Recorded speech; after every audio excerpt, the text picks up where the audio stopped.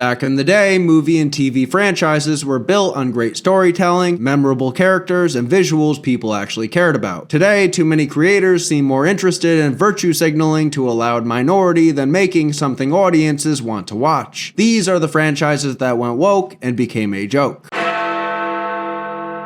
Stranger Things started as a simple, winning formula, kids in the 80s fighting interdimensional monsters. The show blew up because of its nostalgia, tight storytelling, and focus on friendship and adventure. By season 3, the show started shifting priorities. A character named Robin was introduced, and her arc increasingly revolved around her coming out as a lesbian. By season 5, she was placed in a full on-screen relationship with a female nurse, taking screen time away from, the monsters and the Upside Down. In the second to last episode of season 5, Stranger Things literally hit the brakes on its world-ending build-up to drop a nearly 5-minute coming-out scene for Will Byers, one of the main characters, right as everyone was gearing up for the final showdown with Vecna, the series' main villain. The showrunners defended it as the final step in Will's journey, the ultimate you to Vecna, the season's main villain. Viewers across the board rolled their eyes. The episode titled The Bridge became the worst rated episode of the entire series on IMDb, landing in the mid-5s out of 10. One person on X said Netflix decided to ruin their most popular show of all time, Stranger Things, by focusing their final season on Will coming out as a homosexual. The majority of America is sick of this LGBTQ nonsense in shows and movies. Enough. Memes quickly followed, dubbing it the moment when the power of gay friendship saved the world. Even SNL couldn't resist. They aired a sketch mocking the scene, and the backlash to that parody became its own controversy. And before you get all mad and go, how come Will isn't in that?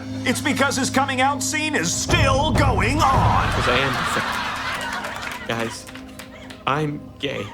Meaning the courage to tell you the truth. And the truth is, I am gay.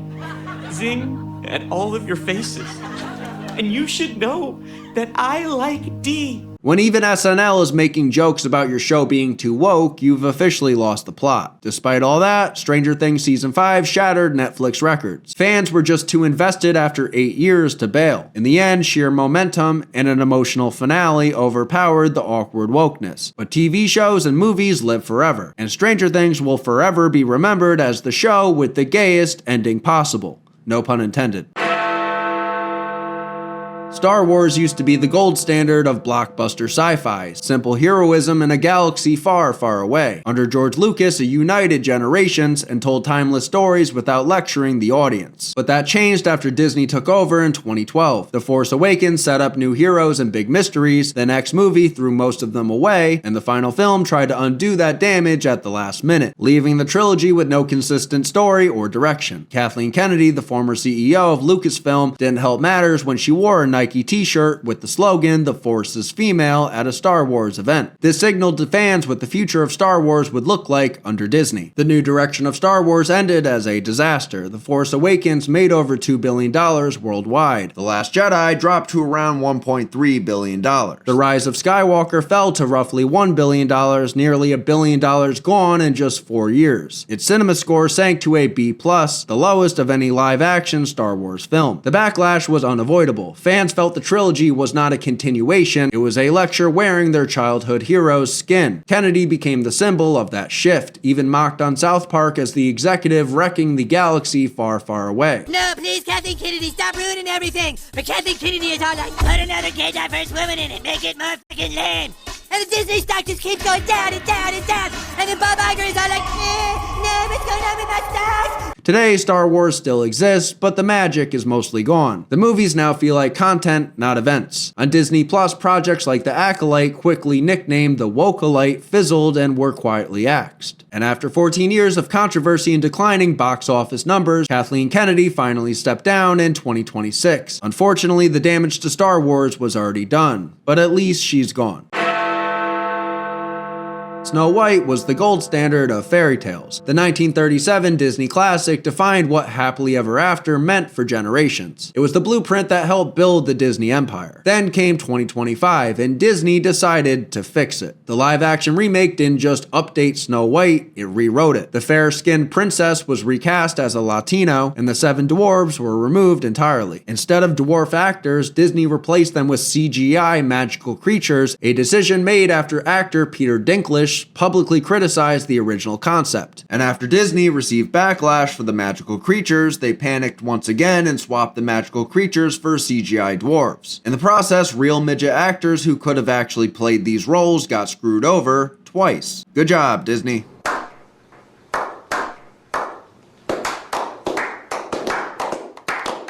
The problem wasn't just casting, it was contempt. In interviews, lead actress Rachel Zegler mocked the original film, calling the prince a stalker. The original cartoon came out in 1937, and very evidently so.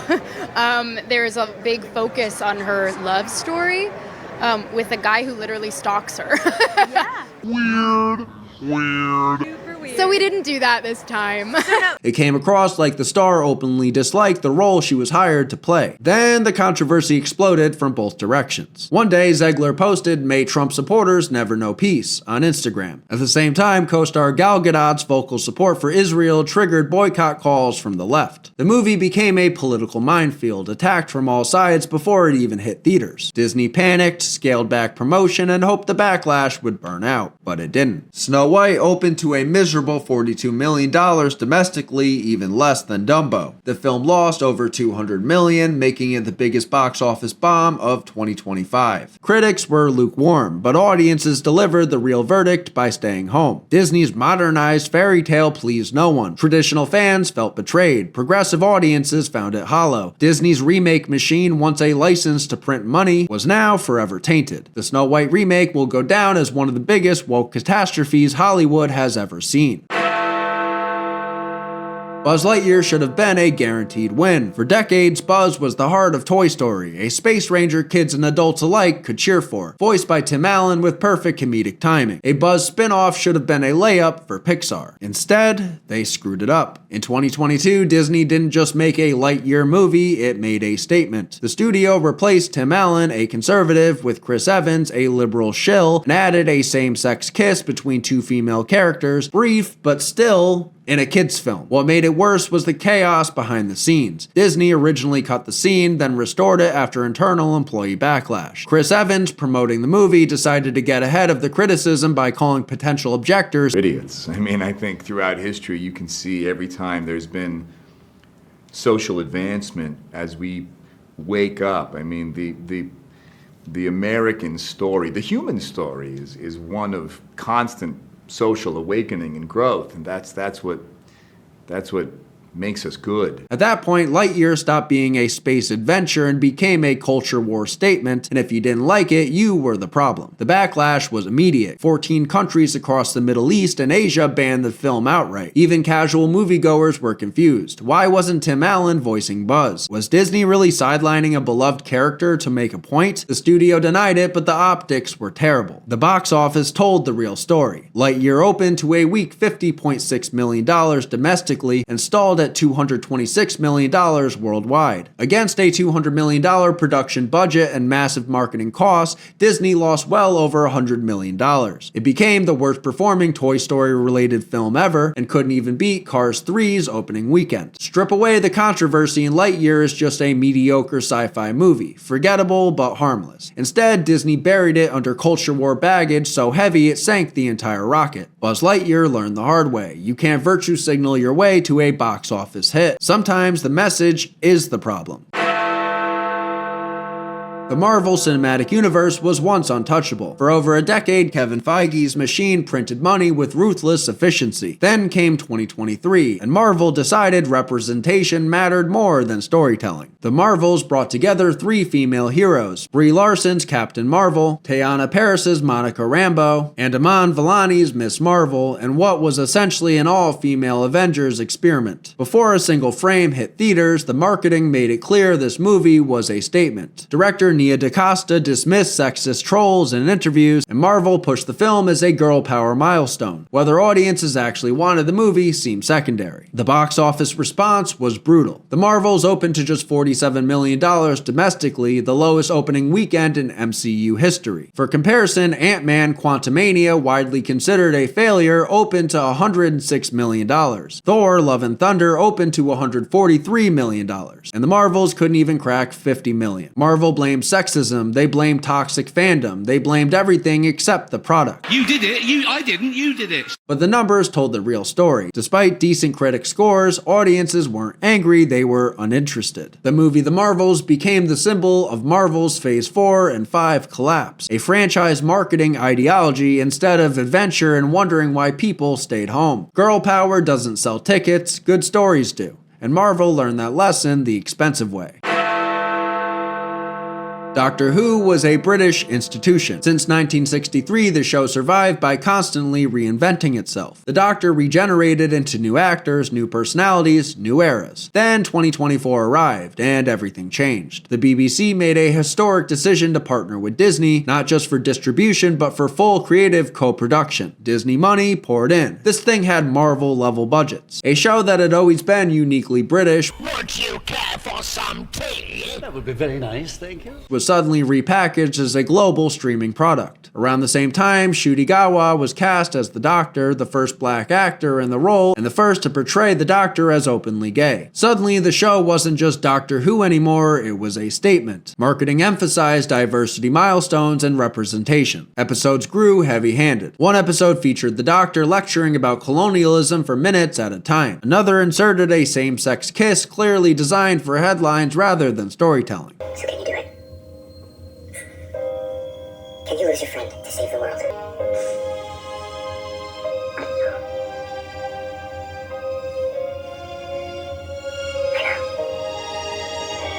The tone shifted away from adventure and imagination towards preachy, prestige drama seriousness. The show felt more interested in proving how progressive it was than telling great sci-fi stories. In the UK, ratings collapsed. Gotwa's first season averaged under 5 million viewers, a 40% drop from Jodie Whittaker's debut. By 2025, it fell to roughly 3.8 million, the lowest numbers the show had seen in the modern era. In the US, the Disney Plus experiment flopped completely. Doctor Who never cracked a Nielsen streaming chart. By late 2025, Disney quietly pulled the plug. After just 2 seasons, the partnership ended, with costs reportedly exceeding $7 million per episode. The numbers didn't justify the expense. What was supposed to be a triumphant new era became a cautionary tale. The BBC-Disney partnership meant to elevate Doctor Who globally, instead expose how out of touch the creative direction had become. The Americanized ultra-woke experiment is quietly being erased from the timeline, like a bad paradox, and Doctor Who may never fully recover. The Lord of the Rings wasn't just a fantasy epic, it was the foundation of modern fantasy. J.R.R. Tolkien created Middle-earth in the 1950s, and Peter Jackson's films later turned it into a cultural phenomenon. Those movies worked because they respected Tolkien's vision, the lore, and the world. Audiences trusted them. And then Amazon came along and thought it could improve on that. Backed by Jeff Bezos' billions, The Rings of Power was marketed as the Tolkien for the modern age. In practice, it meant rewriting the world. Elves, dwarves, and hobbits were recast in ways that directly conflicted with Tolkien's descriptions, and major storylines were invented from scratch. Galadriel, an ancient, wise elf queen in the books, was reimagined as a hot-headed warrior charging into battle. Canonical characters were sidelined. Established history was ignored. Amazon's marketing focused less on epic storytelling and more on casting diversity and inclusivity. Before a single episode aired, fans were already being told that criticism was review bombing or bigotry. If you didn't like it, you were the problem. But viewers showed up anyways, at first. The premiere pulled in a massive 1.25 billion minutes watched in the first week, but curiosity didn't turn into loyalty. By the end of season 1, only 37% of viewers who started the show actually finished it. Nearly 2/3 dropped out. Season 2 lost another 60% of the remaining audience. Fans didn't just drift away, they rejected it. Tolkien fans cited lore violations, slow pacing, and the feeling that the show was lecturing instead of telling a story. It felt less like a fantasy and more like a corporate checklist wearing Middle-earth skin. The contrast became unavoidable when HBO's House of the Dragon premiered at the same time. It was darker, grittier, faithful to the source material, and it consistently outperformed Rings of Power in buzz and engagement. Amazon now finds itself trapped. After spending roughly $465 million on season 1 alone, the most expensive season of television ever made, the audience evaporated. But contractual obligations reportedly locked the studio into multiple seasons, turning the project into a textbook sunk cost fallacy. The Rings of Power is now a cautionary tale. You can't buy goodwill. You can't throw money at a beloved IP and expect fans to accept contempt for the source material. Middle-earth didn't need saving, it needed to be left alone.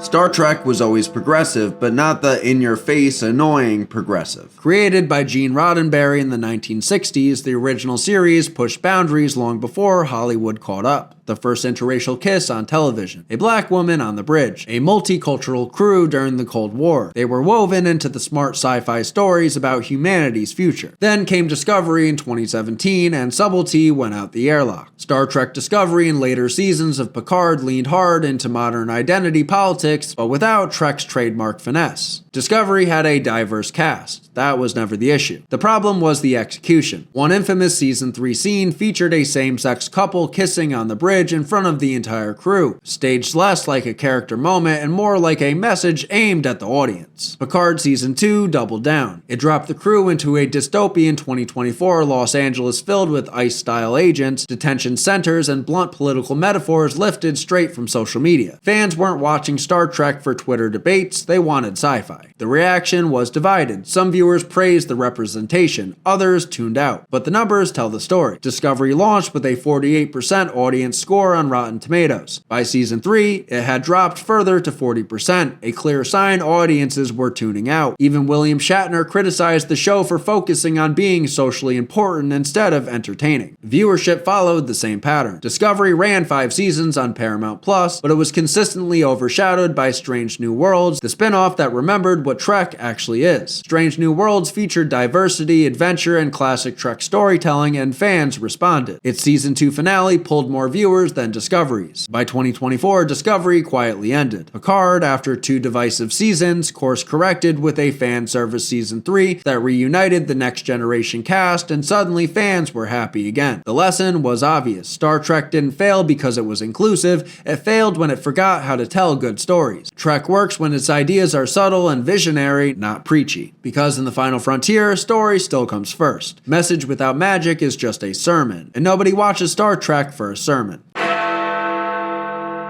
Scooby-Doo was comfort food. Since 1969, it had been a lighthearted mystery cartoon generations grew up with. Fred, Daphne, Velma, Shaggy, and Scooby-Doo himself were wholesome, funny, and endlessly rewatchable. No one asked for an edgy adult reboot. In 2023, HBO Max gave us one anyways, and it was a disaster. Velma reimagined the Scooby Gang in the most bizarre way possible. Velma, voiced by Mindy Kaling, was now South Asian. Daphne was now East Asian and the daughter of a drug dealer. Shaggy, renamed Norville, was black and hated drugs. And Scooby-Doo? Completely gone. In his place came mean-spirited, self-referential comedy packed with jokes about toxic masculinity, white privilege, and hypersexualized teenage characters nobody wanted to see.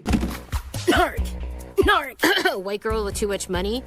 White girl with too much money. The tone was Rick and Morty meets woke Twitter. It felt less like a tribute and more like a parody mocking the franchise and the audience. Mindy Kaling even said she didn't care if people freaked out, which turned out to be wildly accurate. The reaction was universal hatred, and that's not an exaggeration. Velma united the internet in collective disgust. Everybody hated it. The numbers were historic. IMDb 1.3 out of 10, the worst rated animated series ever. Even Forbes called it a parody of what the right wing thinks left wing comedy is like. And then people started hate watching it, causing the show's numbers to briefly spike. But that wasn't success, it was morbid curiosity. Velma didn't just fail, it became a cultural punchline, a case study in how not to do representation. Even people who support diverse casting couldn't defend it. Scooby-Doo deserved better. Audiences deserve better. And somewhere the ghost of Hanna-Barbera is still asking how this ever got greenlit.